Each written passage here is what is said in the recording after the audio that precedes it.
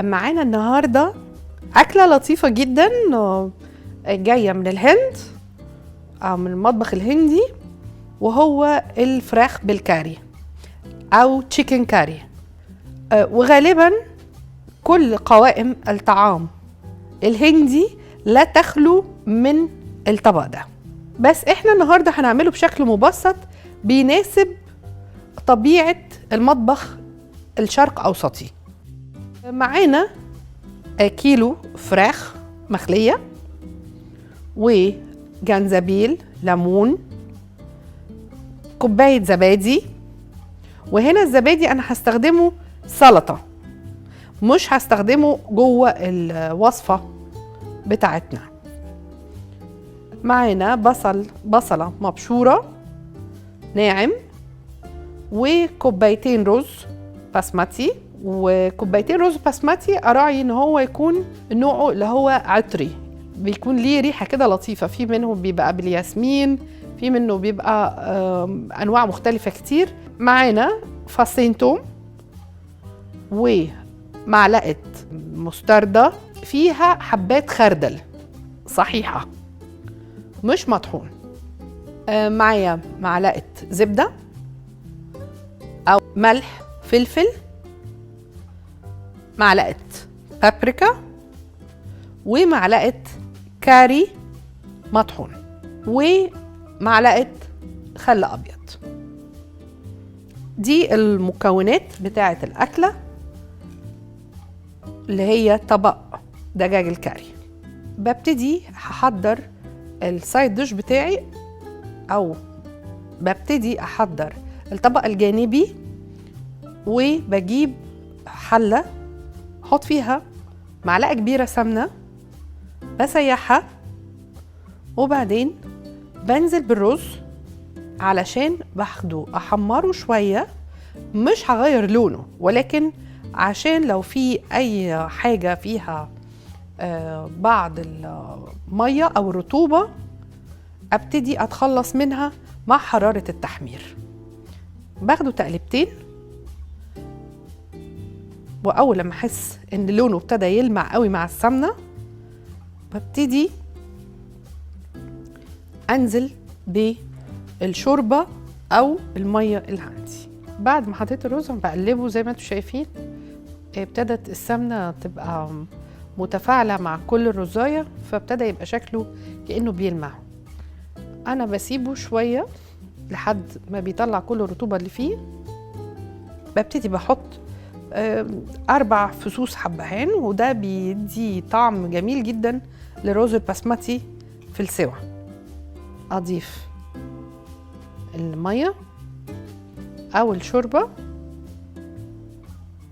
مش لازم كل مره اسوي الرز بشوربه، ممكن مفيش مشكله لو عندي ميه وممكن احط لها مرقه دجاج.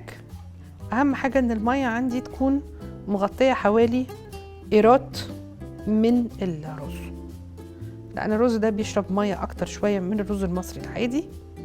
بملحه، أو حتى أنا ساعات على فكرة يا جماعة بسوي الرز بتاعي بالمية بس. أهم حاجة عندي نوع السمنة، بستخدم سمنة بلدي أصلي ريحتها حلوة وباينة. وعايزة بس أقول لكم إن السمنة البلدي الطبيعي ما بتخنش زي السمنة التانية المهدرجة اللي بتلعب في الهرمونز وبتلعب في أي حاجة خاصة بالجسم الإنسان، لأن هي ما بتكونش طبيعية. فدايما بستخدم السمنة بتاعتي الطبيعي، خلوا بالكم من النقطة دي. وبعدين بجيب غطا وخليه على نار متوسطة لنار هادية جدا، وبسيبه لحد ما يتشرب ويستوي. ببتدي أعمل الطبق الرئيسي اللي هو دجاج بالكاري. وبجيب طاسة أو حلة عميقة، وببتدي بحط لها الزبدة. بعد ما بتكون سخنت الطاسة، مجرد ما الزبدة بتسيح ببتدي بنزل بالبصلة المفرومة الناعمة، وأخليها تاخد لون ذهبي على نار عالية. بس أهم حاجة إن أنا ما اسيبش النار واروح اعمل حاجه تانية. كل دوت وانا واقفه قدام البوتاجاز بتاعي. بتبتدي البصله تتفاعل مع الزبده زي ما انتوا شايفين، وتبتدي تخش على الاصفرار. هي دبلت دلوقتي بتخش على الاصفرار. انا بزود هنا شويه فلفل، وببتدي بحط البهارات بتاعتي واحده واحده.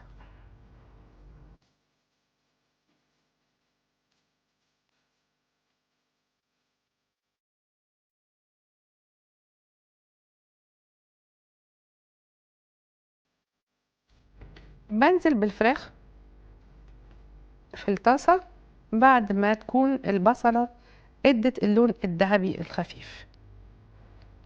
بنزل بيها قطعه قطعه،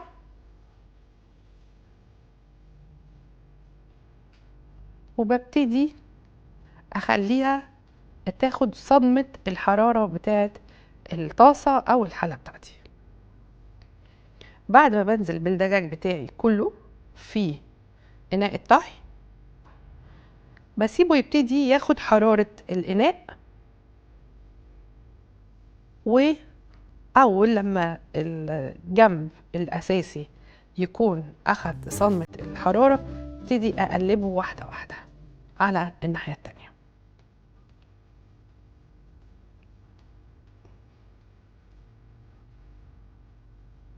بجيب تومة، فص توم، وبفرمه كده بايديا كده زي ما انتوا شايفين، اقطعه مكعبات صغيرة. وانا دايما بحب التوم الفريش في اكلات زي دي علشان تدي النكهة بتاعته تبقى قوية، وخصوصا ان الاكل الهندي بيعتمد على النكهات القوية علشان يدينا الطعم الجميل بتاعه. هنا انا بقلب الدجاج بتاعي على الجنب الاخر، بنشوف قد ايه اللون الناحية التانية بقى ذهبي وشكله شهي جدا. ببقى صبورة معاه شوية. انا ما بسيبش النار واسيبه لحد ما يستوي، لا، انا لحد ما بطمن ان هو اتحمر من جميع الجوانب انا ببقى واقفة على الاكلة بتاعتي. هنا بشوف الفراخ وهي ابتدت ايه، بتنزل السائل بتاعها ومن نفسها، انا لسه ما حطيتلهاش اي نوع من انواع السوائل. هي بتسوي نفسها مع البصلة ومع التقليب. تمام، كل دوت انا لسه ما غطيتهاش ومش هغطيها دلوقتي.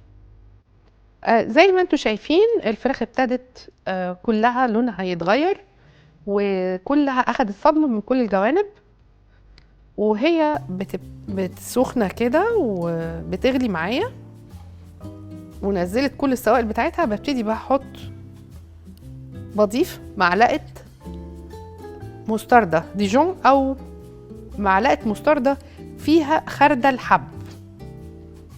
هي شهرة المستردة اللي فيها خردل، حبوب خردل صحيح مش مطحون، اسمها ديجون، عشان لو سمعنا اللفظ ده في اي مكان تاني.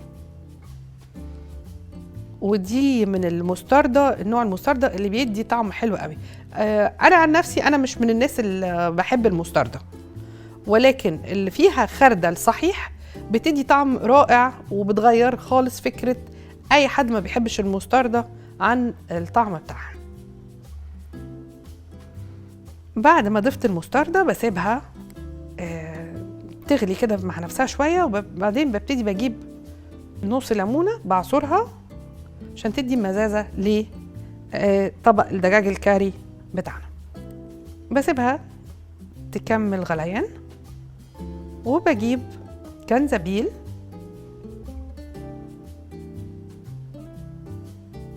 ببشره، بديله بشرة لطيفة. وده طبعا من الحاجات اللي هي بتحلي جدا طعم الاكل وتخليه طعمها شهي جدا. بضيف خل العنب. خل العنب انا بحب اضيفه جدا لان هو ليه نكهه قويه جدا وبيدي طعم رائع للاكل. بيدي كمان طعم غني. اللمسات البسيطة زي فكرة نوع الخل اللي بضيفه لكل أكلة ده بيقربني جدا من طهي المحترفين. بقلب تقليبة لطيفة وهو بيغلي معايا. في وقت الغليان ده الدجاج بتاعي بيبتدي بيخش مرحلة السوى. كل ما الدجاج بتاعي بيخش في السوى ببتدي بضيف نوع من انواع البهار بتاعي. دلوقتي انا بضيف البهار الاساسي اللي هو الكاري، والكاري هنا انا بجيبه كاري خام، علشان في بعض البهارات بتبقى مضاف اليها اضافات اخرى. لا، انا بجيب هنا كاري خام لان هو بيكون ليه ريحه قويه جدا. ادي البهارات، الخليط البهارات دي بهارات دجاج، بهارات اكله خاصه بالدجاج. بقلب كويس كده. الطبق بتاعي ابتدى يبقى البهارات بتاعته مكتمله. بسيبه بقى هو بيساوي نفسه مع التقليب على نار عاليه. هنا بخلي دايما النار بتاعتي وانا بعمل الدجاج بتاعي عاليه، منها بيتساوى كويس ومنها بيبتدي بينزل العصاره اللي فيه. شايفين دلوقتي وانا بقلب خلاص هو كده داخل في السوا. ما زلت واقفه بقلب طبق الدجاج بالكاري وهو كده زي ما انتم شايفين ابتدى يتحمر من كل النواحي، وابتدى لونه كمان يبقى لونه متغير للذهبي. طبق شهي جدا. لو انا عايزه صوص من الطبق ده انا بضيف شويه ميه خفيفه هينزلي صوص، بس انا النهارده مش عايزه اعمل صوص كتير، بس عايزه الفراخ بتاعتي، عايزه الدجاج بتاعي يفضل طري.